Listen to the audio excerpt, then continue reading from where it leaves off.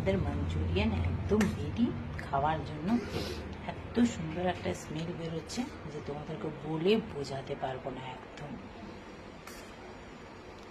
তো দেখো, কে বলবে এটা দেখে কেউ বলবে না যে এটা পেঁয়াজ রসুন ছাড়া হয়েছে।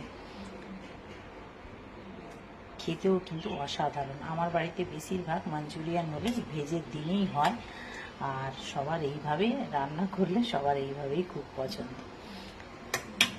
ভেজের দিনে চিন্তা করার একদম দরকার নেই, এইভাবে একবার বানিয়ে দেখো। উপর থেকে জাস্ট লুকের জন্য চিলি ফ্লেক্স দিয়ে দিলে, ব্যাস একটু ধনে পাতা, যাতে দেখতে একটু ভালো লাগে। যেহেতু স্প্রিং অনিয়ন তো নেই আর দেবও না ভেজের দিন, সেজন্য। তো যাই হোক, দেখো কত সুন্দর লাগছে। যাক, তোমাদের কেমন লাগলো অবশ্যই কমেন্ট করে জানাবে। ভালো লাগলে লাইক শেয়ার করো, পেজটাকে ফলো করো, ইউটিউবটাকে সাবস্ক্রাইব করো। নিজেরাও একবার হলো এইভাবে